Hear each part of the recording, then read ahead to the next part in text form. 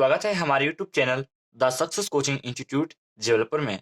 दोस्तों, आज से हम जो है एक नई श्रृंखला स्टार्ट कर रहे हैं जो कि मैथ्स की है दोस्तों आज जो है हम मैथ्स में जो है पहले सिलेबस डिस्कशन करेंगे कि सिलेबस जो है मैथ का कैसा है, किस एग्जाम में जो है इसका कितना वेटेज है, उस सब को जो है आज हम समझेंगे दोस्तों जो मैथ है ये काफी इंपॉर्टेंट सब्जेक्ट है। तो यदि हम बात करें कोई भी एग्जाम हो, जैसे स्टेट लेवल या कि अदर स्टेट कोई भी एग्जाम हो, उसमें मैथ का काफी वेटेज होता है। जैसे यदि आप बात करेंगे कि एमपी पुलिस हो या एमपी पुलिस में जैसे बता रहा हूं मैं, या एमपी एसआई, एसएससी जीडी, तो इन सभी में जो है दोस्तों मैथ का काफी वेटेज होता है। यदि मैं एसएससी में बात करता हूं जैसे, तो एसएससी जो जीडी होता है, एसएससी जो जीडी है अपना, उसमें भी यदि दोस्तों मैं बात करूं तो 20 नंबर की मैथ्स होती है दोस्तों, 20 नंबर की मैथ आती है। यदि एमपी पुलिस की बात की जाए, एमपी पुलिस की बात की जाए, तो इसमें भी दोस्तों लगभग जो है बात करूं मैं एक एवरेज, तो 25 क्वेश्चन, लगभग 20 से 25 क्वेश्चन जो है मैथ के रहते हैं दोस्तों। एक एवरेज बता रहा हूँ, लगभग 20-25 क्वेश्चन जो है इधर, एक दो क्वेश्चन यहाँ वहां हो सकते हैं, मतलब कि इतने 25 क्वेश्चन जो है एमपी पुलिस में आते हैं। यदि ऐसी प्रकार मैं एसआई में बात करूं, एमपी एसआई, तो इसमें भी ऐसे ही दोस्तों लगभग जो है 20 क्वेश्चन, 20 से 25 क्वेश्चन इसमें भी ऐसे ही, इतने क्वेश्चन लगभग मैथ और रीजनिंग के होते हैं, तो और 30 तक पहुंच जाते हैं मैथ बस के क्वेश्चन। इसी प्रकार पटवारी में भी ऐसे ही दोस्तों 20 क्वेश्चन लगभग, तो 20 से 25 क्वेश्चन का ये जो एवरेज होता है, यही जो है एग्जाम में देखने को मिलता है मैथ्स का। यानी हम देखें तो मैथ्स काफी इंपॉर्टेंट है। आप दिल्ली पुलिस ले लीजिए, तो दिल्ली पुलिस में भी जो है मैथ्स का वेटेज काफी होता है। कोई भी एग्जाम, तो मैथ्स जो है इस हिसाब से बहुत इंपॉर्टेंट होती है। और तो और दोस्तों मैथ इसलिए अच्छा है क्योंकि आप यदि आप कोई और दूसरे सब्जेक्ट पढ़ते हैं तो उसमें हम पूरे पूरे नंबर नहीं ला सकते, बट जो मैथ है ये हमें पूरे पूरे नंबर दिलवा देगी। मतलब कि मैथ से जो है हम पूरे के पूरे नंबर स्कोर कर सकते हैं। मान के चलिए सपोज कि किसी एग्जाम में 25 क्वेश्चन मैथ्स के हैं, तो आप जो है 25 में से 25 क्वेश्चन सही कर सकते हैं, मतलब कि 25 में से 25 नंबर हम ला सकते हैं। मैथ्स में जो है एक ऐसा सब्जेक्ट है कि हम पूरे पूरे नंबर ला सकते हैं। क्यों? क्योंकि मैथ्स में एक इसका जो एक सिलेबस होता है एक फिक्स, है ना। और इसके साथ साथ जो है इसमें जो कॉन्सेप्ट होते हैं, जैसे कि मैंने कोई भी चैप्टर उठा लिया, जैसे मैंने अनुपात समानुपात पढ़ा, तो इसमें जैसे मान के चलिए 20 कॉन्सेप्ट हैं, तो इस 20 कॉन्सेप्ट में ये पूरा चैप्टर खत्म हो जाएगा। और इससे यदि क्वेश्चन की बात की जाए तो हजारों क्वेश्चन बनाए जा सकते हैं, लेकिन कॉन्सेप्ट कितने हैं? 20 कॉन्सेप्ट। तो इसलिए जो है जो मैथ्स है उसमें नंबर नहीं कटते, ये इंपॉर्टेंट है, होता है हर एग्जाम के लिए। तो दोस्तों हम इसी को जो है नजरअंदाज करते हुए हम जो है इसका टॉपिक वाइज सिलेबस देखते हैं कि क्या है। तो जैसे फर्स्ट चीज को हम पहले 3 भागों में बांटते हैं। पहला है अर्थमेटिक्स मैथ्स, ये है अपना अर्थमेटिक्स, फिर है एडवांस मैथ्स, और फिर है एक्स्ट्रा मैथ। दोस्तों मैथ को हम जो है 3 पार्ट में डिवाइड करके पढ़ेंगे, है ना। तो जो पहला है अर्थमेटिक्स, तो हम यदि अर्थमेटिक्स में देखते हैं तो इसमें जो है 19 चैप्टर आते हैं टोटल। कितने चैप्टर दोस्तों? 19 चैप्टर। तो हम देखते हैं पहला चैप्टर है हमारा अनुपात समानुपात दोस्तों। फिर अनुपात समानुपात के बाद है परसेंटेज, जिसे हम प्रतिशत कहते हैं। फिर इसके बाद है लाभ हानि और बट्टा, है ना। फिर इसके बाद है साधारण ब्याज, फिर साधारण ब्याज के बाद चक्रवृद्धि ब्याज, चक्रवृद्धि ब्याज के बाद सरलीकरण, सरलीकरण के बाद औसत, जिसे हम एवरेज कहते हैं। इसके बाद लघुत्तम समवर्तक और महत्तम समवर्तक। इसके बाद समय और कार्य।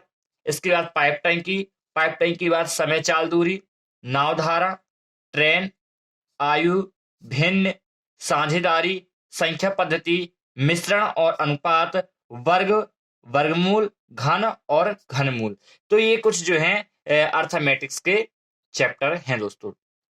और यदि हम दोस्तों बात करें ना पूरी मैथ्स में लगभग 80%, तो 80 से 70% लगभग बात करें तो अनुपात और प्रतिशत की ही बात होती है।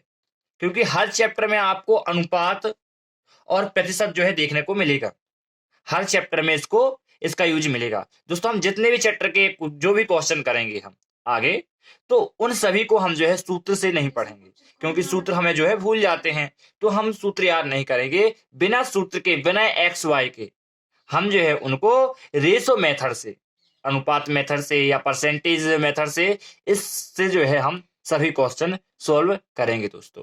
अब जो है इसी प्रकार आती है एडवांस मैथ।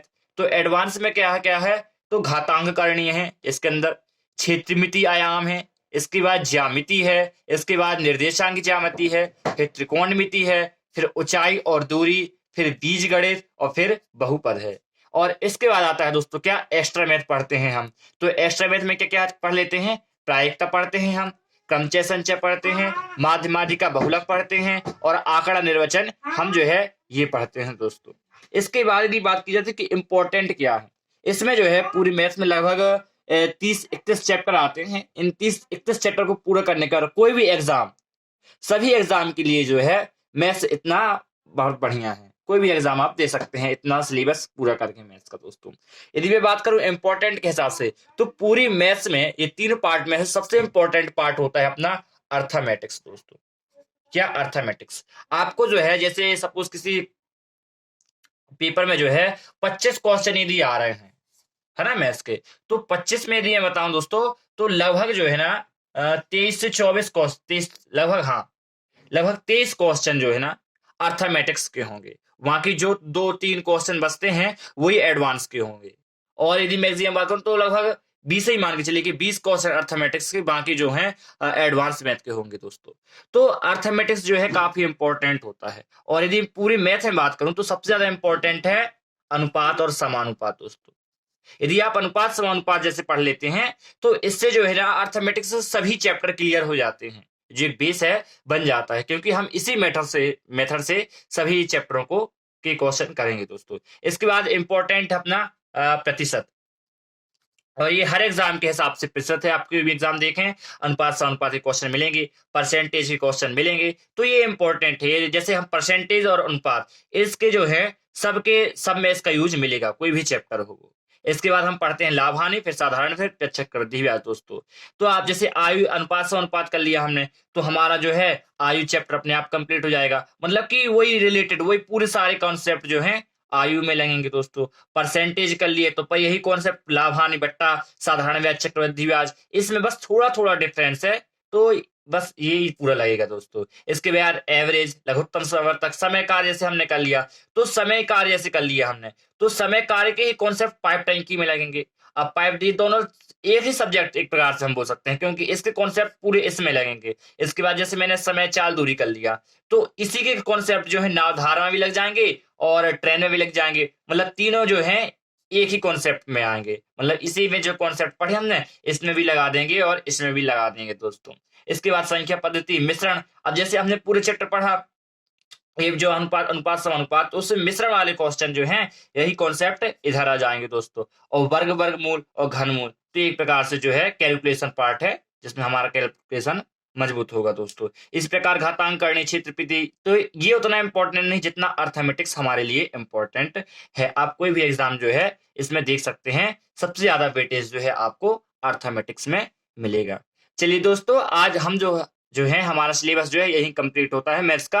अब हम जो है अगली वीडियो में मिलेंगे, और हम जो है फर्स्ट चैप्टर जो कि है क्या हमारा अनुपात और समानुपात दोस्तों, हम जो है इस चैप्टर को स्टार्ट करेंगे दोस्तों। तो इसी चैप्टर के साथ हम मिलते हैं अगली वीडियो में दोस्तों। यदि हमारी वीडियो अच्छी लगे तो वीडियो को लाइक और चैनल को सब्सक्राइब करिए, जिससे कि आपको आने वाली वीडियो का नोटिफिकेशन आप सभी को मिलता रहे। तब तक के लिए जय हिंद दोस्तों।